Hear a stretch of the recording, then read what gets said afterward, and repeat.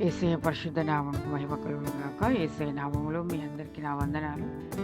యేసుక్రీస్తు ప్రభువు మహాకృపను బట్టి మరొక మంగళవారం దినం శ్రీలముగా అనేకుల నిమిత్తం ప్రార్థించడానికి, దేశ క్షేమం కొరకు ప్రార్థించడానికి, నశించిపోయే ఆత్మల పట్ల భారము కలిగి వారి రక్షణార్థం దేవుని సన్నిధిలో మొరపెట్టుకోవడానికి యేసుక్రీస్తు ప్రభువు మనకిచ్చినటువంటి గొప్ప అవకాశం. ఈ దినమున మనం ధ్యానించేటువంటి వాక్య భాగము ఎస్తేరు గ్రంథము 1వ అధ్యాయము 12వ వచనం నుండి గమనించినట్లయితే, రాణి అయిన వస్తి నపుంసకుల చేత ఇయ్యబడిన రాజాజ్ఞ ప్రకారము వచ్చుటకు ఒప్పకపోగా రాజు మిగుల కోపగించెను. అతని కోపము రగులుకొనెను. మహాపరిశుద్ధుడు అయిన తండ్రి, ప్రేమవంటి యేసయ్య, వాక్య భాగం ద్వారా మాతో మాట్లాడండి. వాక్యంలో ఉన్న సత్యములను గ్రహించినట్లుగా నీ కృపను మాకు అనుగ్రహించండి. వినువారును గ్రహించుటకు నీ ఆత్మ సహాయం దయచేయమని యేసునామమున అడుగుచున్నాం తండ్రి. ఆమేన్. ఈ దినమున మనం ధ్యానించేటువంటి స్త్రీ రాణి అయిన వస్తి. అహష్వేరోషు దినములలో రాజైనటువంటి అహష్వేరోషు యొక్క భార్య వస్తి.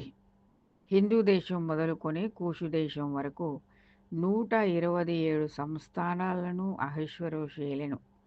ఆ కాలమందు రాజైన అహష్వేరోషు షూషాను కోటలో నుండి రాజ్య పరిపాలన చేయుచుండెను. అతని భార్య రాణి అయిన వస్తి. రాణి హోదాలో ఉంది. రాజుగారి భార్య అంటే ఆమె రాణి. ఆమె రాజ్య కిరీటం పెట్టుకొని రాజ్యములో ఆమె గనురాలుగా ఎంచబడేది, రాణిగా ఉండేది. షూషాను కోటలో ఉండి రాజ్య పరిపాలన జరుగుతున్నప్పుడు రాజు అయినటువంటి అహష్వేరోషు తన ఏలుబడి యందు 3వ సంవత్సరమున తన అధిపతులకందరికిని సేవకులకును విందు చేయించెను. పారసీక దేశం యొక్కయు మాధ్య దేశం యొక్కయు పరాక్రమశాలులను, గనులను, సంస్థానాధిపతులను అతని సన్నిధిని ఉండగా, అతడు తన మహిమగల రాజ్యం యొక్క ఐశ్వర్య ప్రభావములను, తన అతిశయ ఘనతలను అనేక దినములు అనగా 180 దినములు కనపరచెను. చూసారా, 180 దినములు తన రాజ్యం యొక్క మహిమ, రాజ్యం యొక్క ఐశ్వర్య ప్రభావములను, మహత్యాతిశయ ఘనతలను ఆయన కనుపరచడానికి ఇష్టపడ్డాడు. 180 దినములు ఆ రాజ్యం యొక్క సౌందర్యాన్ని చూపించడానికి అన్ని దినములు పట్టింది. అధిపతులను, సంస్థానాధిపతులను, గొప్పవారిని, అక్కడ ఉన్నటువంటి బలమైనటువంటి వారిని ఆ రాజ్యం యొక్క మహిమ ఘనతలను చూపించడానికి ఇష్టపడ్డాడు రాజైనటువంటి అహష్వేరోషు. అటువంటి పరిస్థితులలో గొప్పవారికి, అధిపతులకు, పరాక్రమశాలులకు మాత్రమే కాకుండా ఆయన దేశంలో ఉన్నటువంటి అల్పులనేమి, గనులనేమి అందరికి కూడా విందు చేయడానికి ఆయన షూషాను కోటలో మరొక 7 దినములు విందు చేయించాడు. గనులకు మాత్రమే కాకుండా అల్పులకు కూడా తన తన కోటలోని తోట ఆవరణంలో 7 దినములు విందు చేయించెను. అక్కడ ధవల, ధూమ్ర వర్ణములు గల అవిసె నారతో చేయబడిన త్రాళ్లతో, చలువరాతి స్తంభముల మీద ఉంచబడిన వెండి కమ్ములకు తగిలించిన తెలుపును, ఊదా రంగును కలిసిన తెరలు వేలాడుచుండెను. రాజ్యంలో ఉన్నటువంటి ప్రతి విధమైనటువంటి మహిమ, ఐశ్వర్యములను ప్రజలందరూ చూసి సంతోషించాలని, రాజును గనపరచాలని, రాజ్యం యొక్క ఘనతలను, రాజ్యంలో ఉన్నటువంటి ఐశ్వర్యములను, వాటి యొక్క ప్రభావమును చూసినప్పుడు రాజు ఎంత ఘనముగా దేశాన్ని పరిపాలిస్తున్నాడు, ప్రజలు ఎంత సుఖ సంతోషాలతో, సౌభాగ్యాలతో ఉన్నారు అనేటువంటి విషయాలు గ్రహించి రాజు యొక్క ఘనతను పొగడతారు. ఆ విధంగా రాజు 127 సంస్థానములను ఏలుచున్నటువంటి దినములలో అందరికీ కూడా గొప్పవారికి మాత్రమే కాకుండా అల్పులకు కూడా ఆయన విందు చేయాలని ఆశపడ్డప్పుడు అనేక మంది అక్కడికి వచ్చి ఆ 7 దినములు కూడా వారికి ఇష్టమైనటువంటి ఆహారం తినొచ్చు. రాజు స్థితికి తగినట్టుగా రాజు ద్రాక్షారసమును దాసులు అధికముగా పోసిరి. వారి యొక్క స్థితికి తగినట్టుగా వారెంత తాగాలంటే అంత, వారెంత ఆనందపడాలంటే అంత. ఆ విధంగా 7 దినములు వారు ప్రతి విధమైన పరిస్థితులను మర్చిపోయి అక్కడ సంతోషించొచ్చు. వారి యొక్క పేదరికాన్ని మర్చిపోవచ్చు. వారి యొక్క అనారోగ్యాన్ని మర్చిపోవచ్చు. అన్ని పరిస్థితులను పక్కన పెట్టేసి, ఆ 7 దినములు ఆ విందులో ఎవరికి ఎంత ఏ హోదాలో వారు సంతోషపడాలో అటువంటి పరిస్థితులను రాజు కల్పించాడు. అంత మాత్రమే కాదు, అక్కడున్నటువంటి తన రాజ్యం యొక్క సకల విధములైనటువంటి ఐశ్వర్య ప్రభావములు అంత మాత్రమే కాకుండా తన యొక్క భార్య ఎంతో అందమైంది, సౌందర్యవంతురాలు. ఆమె మరి రాణి అయినటువంటి వస్తి రాజ్య కిరీటమును ధరించుకొని వారి మధ్యలోకి వస్తే తన భార్య యొక్క సౌందర్యాన్ని ప్రజలందరికి కూడా చూపించాలని రాజు ఆశపడ్డాడు. రాణి ఎంతో అందమైంది, ఎంతో సౌందర్యవంతురాలు. అంత మాత్రమే కాకుండా ఆమె కూడా స్త్రీలతో కలిసి విందు చేసుకోవడానికి అవకాశం కల్పించాడు రాజైన అహష్వేరోషు. ఆమె కూడా స్త్రీలతో కలిసి మరి ఎంతో సంతోషంగా ద్రాక్షారసం త్రాగి సంతోషముగా ఉన్నప్పుడు అటువంటి పరిస్థితులలో రాజైనటువంటి అహష్వేరోషు రాణి యొక్క సౌందర్యాన్ని సకల ప్రజలకు చూపించాలని ఆశపడ్డాడు. చూడండి, మొదటి అధ్యాయము 10వ వచనంలో, 7వ దినమందు రాజు ద్రాక్షారసము త్రాగి సంతోషంగా ఉన్నప్పుడు కూడి వచ్చిన జనమునకును అధిపతులకును రాణి అయిన వస్తి యొక్క సౌందర్యమును కనుపరచవలనని రాజ కిరీటము ధరించుకొనిన ఆమెను తన సన్నిధికి పిలుచుకొని వచ్చినట్లు ఆజ్ఞాపించాడు. రాణి యొక్క సౌందర్యాన్ని, ఆమె రాజ్య కిరీటమును ఆమె ధరించుకొని ప్రజలందరి మధ్యలోకి వచ్చినప్పుడు ఆమె యొక్క హోదాను, ఆమె యొక్క సౌందర్యాన్ని చూపించాలని రాజు ఎంతగానో ఆశపడ్డాడు. రాజు తన దేశముతో పాటు తన భార్య యొక్క సౌందర్యాన్ని చూపించాలనుకున్నప్పుడు ఆమె లోబడలేకపోయింది. అక్కడ ఉన్నటువంటి నపుంసకులకు ఆజ్ఞాపించాడు, రాణిని తీసుకొని రండి. రాజ్య కిరీటము ధరించుకొని ఆమె మరి మన మధ్యలోకి వచ్చినప్పుడు ప్రజలందరూ చూసి సంతోషిస్తారు. రాజుగారి ప్రక్కన రాణి ఉంది అనంటే ఆమె యొక్క సౌందర్యాన్ని చూసినప్పుడు ప్రజలు ఎంతగానో ఆమెను పొగడతారు. రాజు రాణి ఎంత సంతోషంగా ఉన్నారు. రాజ్యానికి ప్రధానమైనటువంటి వారు, ప్రథమ పౌరులు వారు. కాబట్టి వారు సంతోషంగా ఆనందంగా ఉన్నప్పుడు రాజ్యము సకల ఐశ్వర్యాలతో తులతూగుతుందని ప్రజలు గ్రహించగలుగుతారు అని ఆశపడ్డాడు రాజు. ఆమెను తీసుకురమ్మని నపుంసకులకు ఆజ్ఞాపించినప్పుడు రాణి అయినటువంటి వస్తి ఒప్పుకొనలేకపోయింది. రాజు ఆజ్ఞకు లోబడలేకపోయింది. ఆ విధమైనటువంటి అంత హోదాను ఆమె అంగీకరించలేకపోయింది. చూడండి, 12వ వచనంలో, రాణి అయిన వస్తి నపుంసకుల చేత ఇయ్యబడిన రాజాజ్ఞ ప్రకారం వచ్చుటకు ఒప్పకపోగా రాజు మిగిల కోపగించాను. అంతవరకు సంతోషంగా ఉన్నాడు, అంతవరకు ఆనందంగా ఉన్నాడు. తన భార్య యొక్క సౌందర్యాన్ని ప్రజలందరూ చూసి పొగుడుతారనుకున్నాడు. ఎంతో ఆనందంగా గడుపుతున్నాడు. 180 దినములు మరి అధిపతులతో, పరాక్రమశాలులతో ఆనందించాడు. మరి 7 దినములు అల్పులతోనేమి గనులతోనేమి వారందరూ సంతోషించుచున్నటువంటి సమయంలో రాణి కూడా మన మధ్యలో ఉంటే ఎంతో ఆనందంగా ఉంటుంది. తన భార్య యొక్క సౌందర్యాన్ని చూసినప్పుడు ప్రజలందరూ రాజుగారిని పొగడుతారు అని ఎంతో ఆనందించాడు. ఎంతో సంతోషంగా ఉన్నాడు. ద్రాక్షారసం త్రాగి తాను సంతోషించు సమయంలో రాణి అయినటువంటి వస్తి రాజకిరీటమును ధరించుకుని తన ప్రక్కన ఉంటుందని ఆశపడ్డటువంటి పరిస్థితులలో రాణి ఒప్పకపోగా రాజు మిగుల కోపగించాడు. కోపగించుట మాత్రమే కాదు, అతని కోపం రగులుకొనెను. వెంటనే ఏం చేశాడంటే 13వ వచనంలో, విధిని రాజ్య ధర్మమును ఎరిగిన వారందరి చేత రాజు ప్రతి సంగతిని పరిష్కరించుకునేటువంటి వాడు. రాజ్యంలో రాజ్య పరిపాలన జరుగుతుంది అంటే రాజ్యం యొక్క ధర్మమును ఎరిగినటువంటి వారు, విధి విధానాలు ఎరిగినటువంటి వారు ఏదైనా ఒక సమస్య వచ్చినప్పుడు దాన్ని పరిష్కరించడానికి రాజు దగ్గర ఉండేటువంటి వారు ఆ ప్రధానులు.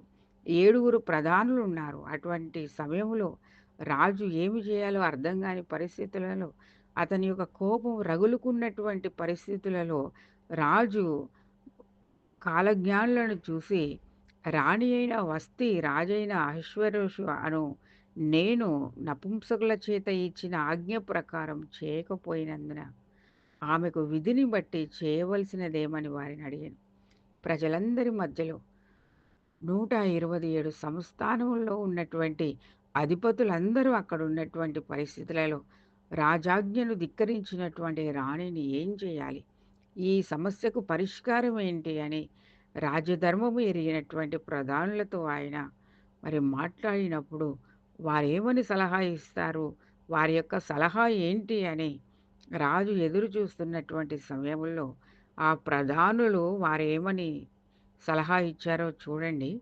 15వ వచనంలో అతని సన్నిధిని ఉండి రాజు రాజు ముఖమును చూచుచు రాజ్యమందు ప్రథమ పీఠముల మీద కూర్చుండి పారసీకుల యొక్కయు మాదీయుల యొక్కయు 7 ప్రధానులు రాజుకిచ్చినటువంటి సలహా ఏంటంటే, రాణి అయిన వస్తీ రాజు ఎడల మాత్రం కాదు, రాజైన అహశ్వేరోషు యొక్క సకల సంస్థానములలో నుండు అధిపతులందరి ఎడలను జనులందరి ఎడలను నేరస్తురాలాయను. 16వ వచనంలో రాయబడి ఉంది ఆ విషయం. చూసారా? వారు ఒంటరిగా ఉన్నటువంటి పరిస్థితులలో కాదు, ఒంటరిగా ఉన్నటువంటి సందర్భాల్లో కాదు ఆమె లోబడింది. అక్కడ ఎంతో మరి గంభీరంగా జరిగేటువంటి విందు సమయంలో సకల సంస్థానాల్లో ఉన్నటువంటి అధిపతుల సమక్షంలో రాజు యొక్క మాటను ధిక్కరించినటువంటి రాణి. రాజుకి ఏం విలువ ఉంది? రాజుకి ఏం అధికారం ఉంది? రాజు రాజు యొక్క మాటను ధిక్కరించినటువంటి రాణి యొక్క మాటలను బట్టి ఏం చేయాలి అనుకున్నటువంటి పరిస్థితులలో ప్రజలందరూ కూడా అధిపతులు బాధపడ్డారు. రాణి రాజు యొక్క మాటను అంగీకరించలేకపోయింది. రాజు దగ్గర ఉన్నటువంటి మాదీయుల యొక్కయు పారసీకుల యొక్కయు అధిపతులు ప్రధానులు ప్రథమ పీఠాల మీద కూర్చున్నటువంటి వారందరూ కూడా ఆశ్చర్యపోయారు. ఏంటి, రాజు యొక్క మాటను ధిక్కరించినటువంటి రాణి ఈ దినమున రాజు మాట మాత్రమే కాదు, రాణి అయిన వస్తీ రాజు ఎడల మాత్రమే కాదు, రాజైన అహశ్వేరోషు యొక్క సకల సంస్థానములలో నుండి అధిపతులందరి ఎడలను జనులందరి ఎడలను నేరస్తురాలాయను. చూసారా? ఆమె లోబడకపోవడం వల్ల రాజు యొక్క మాటను ధిక్కరించడము ద్వారా అక్కడ ఉన్నటువంటి అధిపతులందరూ కూడా బాధపడ్డారు. అధిపతులందరి ఎదుట కూడా ఆమె నేరస్తురాలాయను. రాజ్యానికి రావాల్సిన సమయంలో ఆమె రాలేకపోయింది. ఆమె సింహాసనం దగ్గర ఆమె కూర్చోలేకపోయింది. రాణి హోదాలో అక్కడ కనబడలేకపోయింది. అందుకనే ప్రజలందరి ఎడల ఆమె నేరస్తురాలాయను. కాబట్టి మరి ఆ అధిపతులు మరి ఏమని సలహా ఇస్తున్నారంటే, అందరి ఎదుట ఆమె నేరస్తురాలాయను. ఏలయనగా రాజైన అహశ్వేరోషు తన రాణి అయిన వస్తీని తన సన్నిధికి పిలుచుకొని రావాలని ఆజ్ఞాపింపగా ఆమె రాలేదనే సంగతి బయలుపడగానే స్త్రీలందరూ దాని విని ముఖము ఎదుటనే తమ పురుషులను తిరస్కారం చేయుదురు. రాణియే రాజు యొక్క మాటను అంగీకరించలేకపోయింది. రాణియే రాజుకు లోబడలేకపోయింది. కాబట్టి ఈ దినమున మరి ఆ విషయాలు చూసినటువంటి వారందరూ కూడా మా స్త్రీలు కూడా మమ్మల్ని గౌరవించలేకపోతారు, మా స్త్రీలు కూడా మమ్మల్ని మా మాటను అంగీకరించలేకపోతారు. రాణియే ఈ విధంగా చేసినప్పుడు మరి మా యొక్క స్త్రీలు ఏ విధంగా ఉంటారు అని ఒకవేళ కఠినమైనటువంటి ఒక శిక్ష విధించినట్లయితే మరి స్త్రీలందరూ కూడా భయపడి వారి యొక్క పురుషులకు లోబడతారు. లేదు అంటే మరి రాణి వలె మా స్త్రీలు కూడా, మా భార్యలు కూడా మాకు లోబడకపోతే మేమేం చేయాలి? కాబట్టి ఒక కఠినమైన నిర్ణయం తీసుకోవాలని అక్కడ ఉన్నటువంటి అధిపతులు ఏం చేశారంటే 19వ వచనంలో రాజునకు సమ్మతి ఆయన వస్తీ రాజైన అహశ్వేరోషు సన్నిధికి ఇకను రాకూడదని తమ ఎదుట నుండి ఒక రాజాజ్ఞ పుట్టవలెను. అది తప్పకుండునట్లు పారసీకుల యొక్కయు, మాదీయుల యొక్కయు న్యాయ విధి చొప్పున నియమింపవలెను. మరియు వస్తీ కంటే యోగ్యురాలిని రాణిగా తాము చేయవలెను. చూసారా? వస్తీ కంటే యోగ్యురాలిని. ఆమె యోగ్యురాలుగా ఉండలేకపోయింది. ఆమె యొక్క స్థానాన్ని కాపాడుకోలేకపోయింది. వస్తీ కంటే యోగ్యురాలిని రాజుకు భార్యగా, రాజుకు రాణిగా ఎంచవలెను. మరొక స్త్రీని రాజుకు భార్యగా వెదకాలి అని వారు ఆలోచన చేశారు. వస్తీ కంటే యోగ్యురాలిని మనం రాజు కొరకు వెదకాలి అనేటువంటి నిర్ణయానికి వచ్చారు. ఈ రోజున రాణియే తిరుగుబాటు చేసిందంటే, రాణియే రాజు మాటకు లోబడలేదంటే, రేపు మా భార్యలు మా మాటలు వింటారా? వినరు. కాబట్టి మనం ఒక నిర్ణయం చేసుకోవాలి. ఆమె ఇంకెప్పుడు కూడా రాజు యొద్దకు రావడానికి వీల్లేదు. రాజ్యానికి రావడానికి వీల్లేదు. ఆమెకు బదులుగా ఇంకొక యోగ్యురాల్ని మనం ఏర్పాటు చేయాలి. వెంటనే ఒక నిర్ణయం తీసుకున్నారు. అందుకనే చూడండి, సామెతల గ్రంథము 11వ అధ్యాయము 22వ వచనములో, వివేకము లేని సుందర స్త్రీ పంది ముక్కునున్న బంగారు కమ్మి వంటిది. వివేకం ఎంతో ప్రాముఖ్యమైనది. వివేకము లేకపోతే అందం ఏం చేసుకోగలం? వివేకము లేకపోతే ఉన్న సౌందర్యాన్ని బట్టి ఎవరు విలువ ఇవ్వగలరు? వివేకము లేనటువంటి స్త్రీ పంది ముక్కునున్నటువంటి బంగారు కమ్మి వంటిది. పంది ముక్కుకి బంగారు కమ్మి పెట్టినా అది వెళ్ళి మరి బురదలోనే దొర్లుతుంది కాబట్టి ఆ బంగారు కమ్మికి కూడా విలువ ఉండదు. వివేకము లేకపోతే ఎంత సుందరం, ఎంత సౌందర్యం ఉన్నప్పటికి కూడా పంది ముక్కున బంగారు కమ్మి ఏ విధంగా ఉంటుందో, అదే విధంగా సౌందర్యం ఉన్నప్పటికి కూడా వివేకము లేకపోతే దానికి విలువ లేదు అని రాజు అయినటువంటి సొలొమోను మహారాజు రాసినటువంటి మాటలు. ఆ మాటల్లో ఎంతో విలువ, ఎంతో అర్థం ఉంది. కాబట్టి ప్రతి ఒక్క స్త్రీ వివేకము కలిగి ఉండాలి. అందం ఉన్నప్పటికీ, అందము లేకపోయినప్పటికీ, సౌందర్యం ఉన్నా లేకపోయినా వివేకం ఎంతో ప్రాముఖ్యమైనదని ఇక్కడ చెప్పబడుతుంది. సౌందర్యం ఉంది కానీ ఆమె తన సింహాసనాన్ని, తన హోదాన్ని కాపాడుకోలేకపోయింది. ఒక రాణి హోదాను కాపాడుకోలేకపోయింది వస్తీ. అందుకని వారేమన్నారంటే, వస్తీ కంటే యోగ్యురాల్ని మనం వెతకాలి రాజు కొరకు. లేనట్లయితే రాజ్యంలో ఎవరు కూడా, ఏ స్త్రీ కూడా తన పురుషులకు లోబడలేరు. తన కుటుంబాన్ని మరి కూల్చేసుకున్నటువంటి మూఢురాలు. చూడండి, అదే సామెతల గ్రంథం 14వ అధ్యాయము మొదటి వచనం చూసినట్లయితే, జ్ఞానవంతురాలు తన ఇల్లు కట్టును, మూఢురాలు తన చేతులతో తన ఇల్లు ఊడబెరుకును. చూసారా? ఉట్టి పుణ్యానికి లోబడలేకపోవడం ద్వారా ఆమె తన ఇల్లు ఊడబెరుక్కుంది. రాజు ప్రక్కకు వచ్చి నిలబడే హోదాను కోల్పోయింది. రాజ్యంలో తన హోదాను కోల్పోయింది.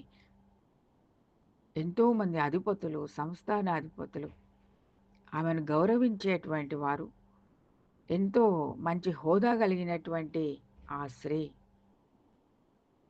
తన స్థితిని, స్థానాన్ని కోల్పోయింది. ఒక్క నిమిషంలో తను లోబడలేకపోవడం వల్ల, రాజు మాటను ధిక్కరించడం వల్ల, రాజాజ్ఞకు లోబడలేకపోవడం వల్ల తన స్థానాన్ని తాను కోల్పోయింది. అధిపతుల మధ్యలో నేరస్తురాలుగా ఎంచబడింది. కాబట్టి క్రీస్తునందు ప్రియమైనటువంటి దేవుని బిడ్డలారా, ప్రతి ఒక్కరూ తమ సొంత పురుషులకు లోబడవలసి ఉంది.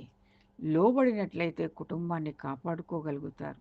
అందం ఉన్నా, అందం లేకపోయినా, సౌందర్యం లేకపోయినా వివేకము, జ్ఞానము ఎంతో ప్రాముఖ్యమైనవని మనము తెలుసుకోవాలి. అందుకనే అపోస్తలుడైన పౌలు భక్తుడు ఎఫెసీలకు ఏమని రాస్తున్నాడంటే, 5వ అధ్యాయము 22వ వచనంలో, స్త్రీలారా ప్రభువునకు వలె మీ సొంత పురుషులకు లోబడి ఉండుడి. మీ సొంత పురుషులకు లోబడి ఉండాలని ఇక్కడ ప్రభు హెచ్చరిస్తున్నాడు. దేవుడు తెలియజేస్తా ఉన్నాడు. పౌలు భక్తుడు ఎఫెసీలతో మాట్లాడుతున్నాడు. స్త్రీలారా, దేవునికి ఏ విధంగా లోబడుతున్నామో, దేవుణ్ణి ఏ విధంగా గౌరవిస్తున్నామో, దేవుని సన్నిధిలో ఏ విధంగా మనము వినయ విధేయతలు కలిగి జీవిస్తున్నామో, అదేవిధంగా ప్రభువుకు వలె మీ సొంత పురుషులకు లోబడి ఉండుడి. అది మీకెంతో యోగ్యమైంది. అది మీకెంతో అమూల్యమైంది. ఒకరోజు రాజు ప్రక్కన రాణి ఎంత ఏ హోదాలో నిలబడుతుందో, అదేవిధంగా ప్రభువు దగ్గర కూడా మనము అదే విధంగా గొప్ప హోదాను కలిగి మనం జీవించగలుగుతాం.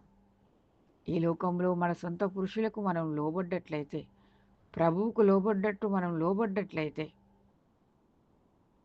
ఆయన రెండోసారి రాబోయేటువంటి సమయంలో వధువు సంఘముగా మనము కూడా ఆయన ఎదుట నిర్దోషంగా, నిష్కలంకముగా పెళ్లి కుమార్తె వస్త్రం ధరించుకొని ఆయన ప్రక్కన మనం నిలబడగలుగుతాం. అటువంటి గొప్ప కృపను దేవుడు మనకు అనుగ్రహిస్తాడు గనక, రాణి అయినటువంటి వస్తీ తన యొక్క స్థితిని మర్చిపోయింది. తన యొక్క స్థానాన్ని మర్చిపోయింది. రాజాజ్ఞని ధిక్కరించింది. రాజు మాటకు లోబడలేకపోయింది. కాబట్టి అందరితో పాటు ఆమె సంతోషించలేకపోయింది. ఎంతోమంది అధిపతులు, సంస్థానాధిపతులు, తన దేశ ప్రజలు, అల్పులేమి గనులేమి ప్రతి ఒక్కరు కూడా సంతోషిస్తున్నారు రాజ్యంలో ఉన్నటువంటి సౌందర్యాన్ని చూసి. అక్కడ ఉన్నటువంటి ధవల ధూమ్ర వర్ణములు కలిగిన అవిసె నారతో చేయబడిన త్రాళ్లతో చలువరాతి స్తంభముల మీద ఉంచబడిన వెండి కమ్ములకు తగిలించిన తెలుపును ఊదా రంగును కలిసిన తెరలు వ్రేలాడుచుండెను. అక్కడ ఎంతో సౌందర్యం కలిగినటువంటి ఆ ప్రాంతంలో ప్రజలందరూ సంతోషపడతా ఉన్నారు. అల్పులు వారెప్పుడు చూడనటువంటి పరిస్థితులు, ఎప్పుడూ మరి వారు చూడలేనటువంటి సౌందర్యాన్ని, అందాన్ని ఒక 7 దినములు వారి యొక్క స్థితి స్థానాలను మరిచిపోయి ఎంతో సంతోషంగా గడుపుతున్న సమయంలో రాణి యొక్క సౌందర్యము, రాజకిరీటము ధరించుకొని రాజ్యంలోకి వచ్చినప్పుడు ఆమెను చూసి అందరూ సంతోషపడతారనుకున్నాడు రాజు. కానీ ఆమె ధిక్కరించి రాజాజ్ఞను తృణీకరించింది. రాజాజ్ఞకు లోబడలేకపోయింది. కాబట్టి ఆమె సింహాసనాన్ని కోల్పోయింది. రాజ్యంలో తన స్థానాన్ని కోల్పోయింది. కాబట్టి ఈ దినమున మనం గ్రహించాల్సింది ఏంటంటే, లోబడుట ఎంతో ప్రాముఖ్యమైంది. ఆజ్ఞలను గైకొనుట బలులను అర్పించుట కంటే దేవుని మాటను ఆలకించుట ఎంతో శ్రేష్టమైంది. దేవుని మాట వినుట, దేవుని మాట ఆలకించుట ఎంతో యోగ్యమైంది. లేనట్లయితే మనము కూడా దేవుని రాజ్యంలో అటువంటి వారసత్వాన్ని కోల్పోతాం. కాబట్టి ప్రతి ఒక్కరు కూడా దేవుని మాటలకు లోబడి అనుసరించి గైకొని ఆజ్ఞల ప్రకారం నడుచుకున్నట్లయితే దేవుని రాజ్యంలో మనం ప్రథమ పౌరులముగా దేవుడిచ్చేటువంటి స్థానాన్ని మనం పొందుకొని గనులముగా ఎంచబడతాం. అటువంటి గొప్ప కృపా ప్రభువైన యేసుక్రీస్తు ప్రభు మనందరికీ అనుగ్రహించును గాక.